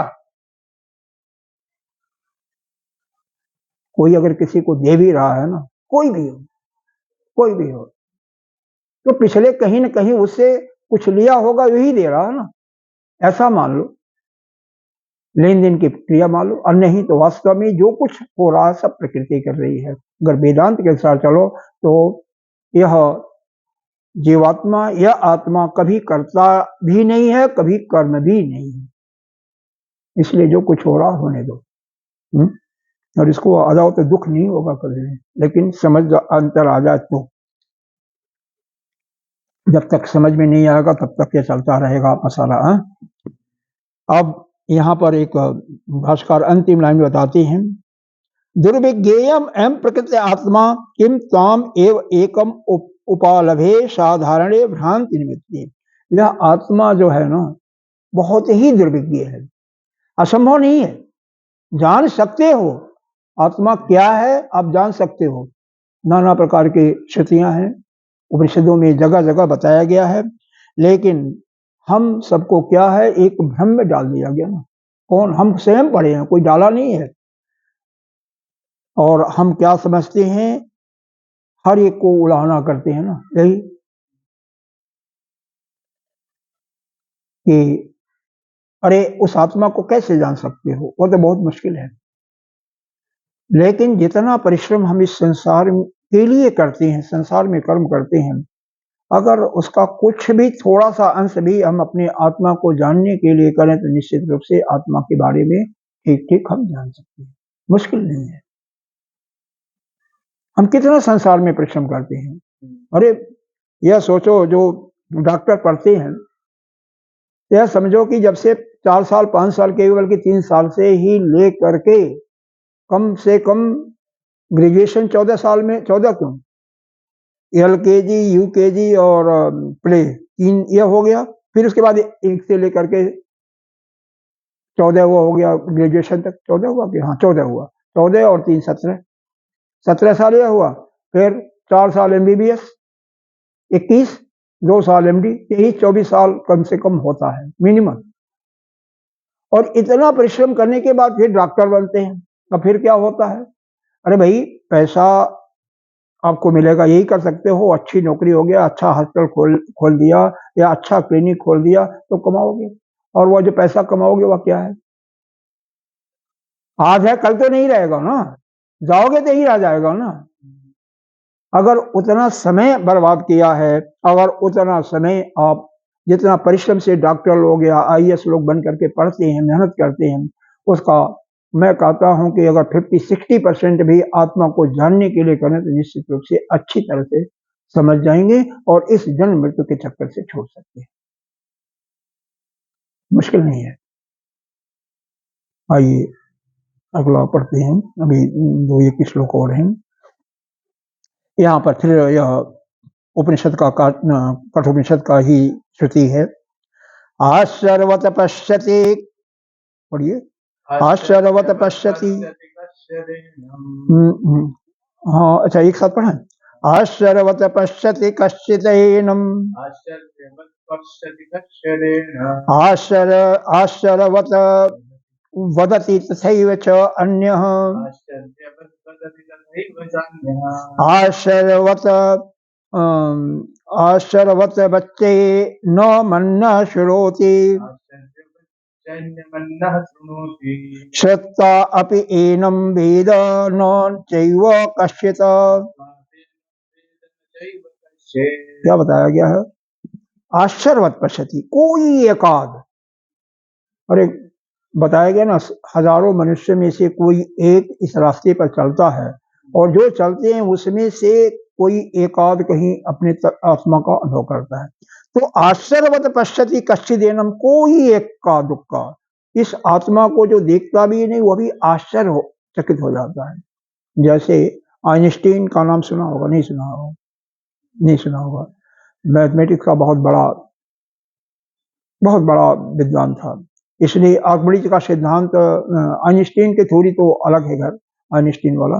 तो कोई भी, जब कोई भी एक प्रकार से ऐसे समझो, कोई भी आविष्कारक जो होता है, जो रिसर्च करता है, और जब कोई उसको ज्ञान मिल जाता है, जैसे जेम्स वाट ने बटलोई पर वो उसका सुना होगा ना, अदहन जानते हो ना, चावल पक रहा है और जब पानी वो भाप बना तो उस पर जो वो डालते हैं ना, बर्तन डालते हैं ना, उसको ढकते हैं ना, ढकने वाला ढक्कन, और जब वो ऊपर उठा तो उसी से उसको ज्ञान हो गया कि भाप में शक्ति होती है, इसका मतलब पानी से हम इलेक्ट्रिक बना सकते हैं और ये ऊर्जा मिलेगी और इसी ऊर्जा से हम गाड़ी चला सकते हैं। भाई आप 2 किलो पानी रख दो, उस पर ढक दो बर्तन को, और जब तेजी से गर्म होगा ऊपर उठेगा। अरे आप उसको लगाते हो प्रेशर कुकर में, वो भी तो उठता है ना, सीटी निकलती है ना। हाँ, इसी से वो देख रहा था, माँ बना रही थी भोजन और उसको देखते हुए अब वहीं से उछल पड़ता है, खुशी के नाते पागल हो जाता है कि मैंने खोज लिया। इसी प्रकार आइंस्टीन ने वो थ्योरी अपना खोजा था। जितने भी विद्वान होते हैं और जब उनको मिल जाता है जिस चीज की वो लाइन में लगे होते हैं, कितना खुश होते हैं। यही तो आपके तैत्तिरीय उपनिषद में है ना, खुशी में वो बोल रहा है ना, यहाँ 3 बार वो 2 बार बोला गया ना, मंत्र याद हो तो बोलने कितना आनंद से विभोर हो जाता है। वही आनंद का विभोर होता है यहाँ पर। तो क्या कहते हैं, जो कोई आत्मा के विषय में जैसे ही वह देखता है उसको मालूम, आत्मा का अनुभव हो जाता है, देखता तो है नहीं। वैसे ही कितना आश्चर्य की बात है, कोई एक आध अपने आत्मा का अनुभव कर लेता है। पश्यति का मतलब, क्योंकि आत्मा को देख नहीं सकते, देखते देखोगे किसको? आप तो स्वयं आत्मा हो ना, देखोगे दूसरे को ना, तो अपने बारे में केवल अनुभव होगा। पश्यति का अर्थ मतलब यहाँ पर अनुभव में लेना पड़ेगा, क्योंकि देखोगे तो आप अलग हो जाओगे और आत्मा अलग हो जाएगा, लेकिन ऐसा नहीं है, आप स्वयं ही आत्मा हो ना, तो उसको देखोगे कैसे? केवल उसका अनुभव, थोड़ा सा एक मन में भाव आ गया, हाँ आप ही आत्मा हो। और कश्चित एनम आश्चर्यवत बदति तथा एव च न, कोई दूसरा उस आत्मा के बारे में कुछ बोलता है, कहता है। बदत मतलब बोलता है, सुनाता है। जैसे यहाँ पर है, आप सुन रहे हो, तो उस आत्मा के बारे में बताया जा रहा है कि आत्मा नित्य है, आत्मा अजन्मा है, आत्मा अव्यय है, आत्मा अविनाशी है। तो यह जो बताया जाता, बताने वाला यदि समझ करके बोल रहा है तो अभी आश्चर्य होते हैं। नहीं वैसे जैसे लकीर का फकीर दिया हुआ वैसे कोई बोल दिया जैसे हम लोग बोले, तो यह तो कोई मतलब नहीं है। लेकिन समझते हुए जो बोल रहा है, समझ करके उसको अपने अंदर धारण करते हुए जो बोल रहा है, अपने अनुभव से बोल रहा है, वो भी कितनी आश्चर्य की बात है। और फिर क्या? आश्चर्यवद च एनम अन्न शुरोति, कोई तो कह रहा है और कोई आश्चर्य की बात है, कोई इक्का दुक्का कोई सुनता है आत्मा के विषय में।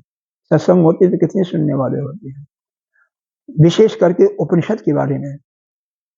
उपनिषद की जब कथा हो जिसमें आत्मा का ही वर्णन किया जाता है, बहुत कम होती हैं, क्योंकि उस सुनने वालों में से धारण करने वाले बहुत कम होते हैं।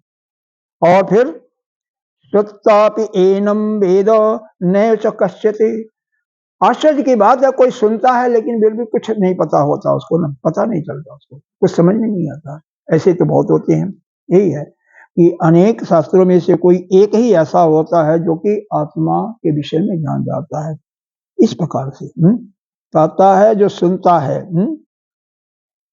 क्या बात है। कोई इक्का दुक्का उसका अनुभव करता है, कोई इक्का ही उसके विषय में कुछ कहता है, कोई इक्का एकाध किंचित कश्चित एक, कोई भी एकाध उसके विषय में सुनता है, और कोई सुनता है इसका मतलब वो सुन करके समझता है, और कोई एकाध जो है बिल्कुल सुन करके भी नहीं समझता है, कुछ नहीं उसको मालूम होता है।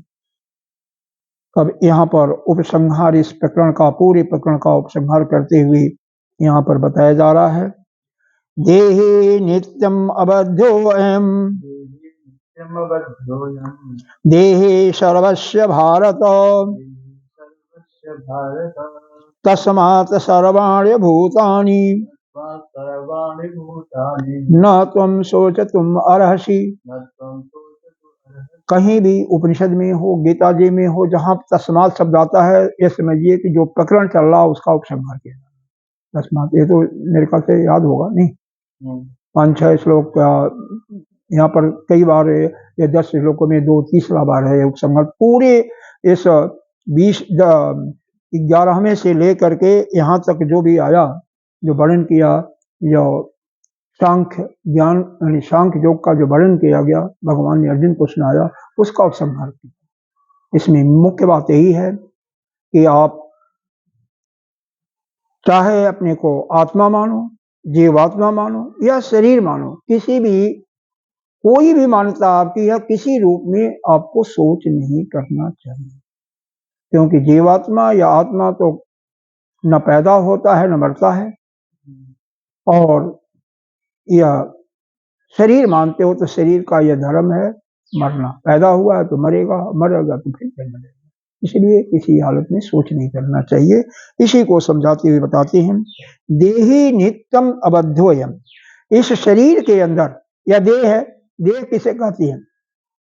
अब देखो, देह का परिभाषा बताया गया, देह जो है हमेशा जो है जलाता रहता है।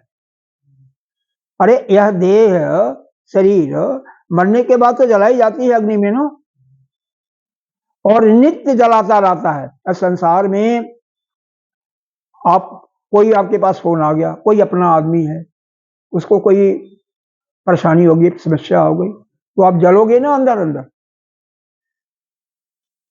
तो देही यानी यह जो जीवात्मा है जो शरीर के अंदर निवास, क्योंकि शरीर के अंदर है, देह के अंदर है, इसलिए इसको देही कहा गया। इस शरीर के अंदर जो बैठा हुआ है उसी को देही या जीवात्मा कहिए। तो यह हमेशा क्या करता है, दुखी तो होता है भाई, सुख कहीं होगा। मान लो किसी की शादी भी हो जाती है या कोई बड़ा IAS पोस्ट पर नौकरी भी लग गया, तो शादी होती है तो थोड़े समय के लिए सुखी होता है, बाद में क्या होता है, आपस में तकरार, दुनिया भर का समस्याएं बढ़ती रहती हैं। बड़ा हो गया, पैसा मिलेगा, लेकिन ऊपर जब बास का फोन आता है किसी मिनिस्टर का, किसी उसका, तो कितने वह परेशानी में घुसते हैं। मैंने खुद देखा हुआ है कि 10-10 बजे रात तक साला काम करते हुए वहीं पर बैठे रहना, काम कर रहे हैं। 26 जनवरी को भी आया काल, जाना पड़ा। ऐसे मतलब कहीं सुख नाम की चीज नहीं है। देही हमेशा जला जाता है। यहाँ पर पेट में कोई दर्द हो गया तो कुछ गड़बड़ हो गया, सिर में दर्द, तो ये मतलब हमेशा जलाता ही रहता है। दुख भोगता, जलाने का मतलब दुखी होता रहता है। सुख थोड़ा मिलता भी तो दुखी ही होता है, यही देही का काम है। देही नित्यम अबध्योयम, और अवध्य है, कभी इसको कोई मान नहीं सकता। अबध्य बध के योग्य नहीं है, कोई इसको मार नहीं सकता। देही सर्वस्व भारत हो, सभी स्थावर जंगम, सारे शरीरों में स्थित होकर है। जो पहाड़ है ना उसमें भी है, पेड़ों में भी है, सब में यही है। लेकिन फिर भी ये नित्य होने के कारण हमेशा अवध्य नहीं। पेड़ को काट सकते हो, पत्थर को तोड़ सकते हो, उसको रगड़ भी सकते हो, चूरा भी बना सकते हो, आटे जैसे बना सकते हो, लेकिन वह जो उसमें जीव है उसको कुछ नहीं कर सकते, वो अवध्य है। तस्मात् सर्वाणि भूतानि, न तुम, इसीलिए समस्त प्राणियों के लिए तुम्हें सोच नहीं करना चाहिए। अब यहाँ पर समस्त प्राणियों के लिए कहा गया, क्यों कहा गया?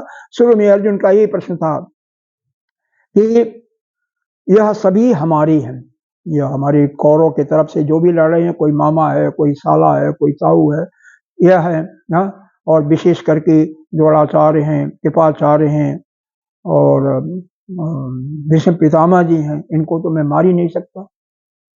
तो इसीलिए कहें जितने भी प्राणी हैं, समस्त प्राणियों में कोई भी जा रहा है, आ रहा है, उसके लिए तुम्हें चिंता करने की कोई आवश्यकता नहीं है, क्योंकि सभी के अंदर, चाहे वह चर है या अचर है, चाहे वह स्थिर है और चाहे वह चल रहा है, उड़ रहा है, पानी में चल रहा है, पृथ्वी पर चल रहा है, सभी में वह जो जीवात्मा है वह तो अवध्य है, उसको तो कोई मार सकता ही नहीं। इसलिए तुम्हें किसी प्रकार की चिंता नहीं करनी चाहिए। इसी के साथ में मैं यहाँ पर अब समाप्त करता हूँ। ओम पूर्णमदः पूर्णमिदं पूर्णात् पूर्णस्य मुच्यते पूर्णस्य पूर्णमादाय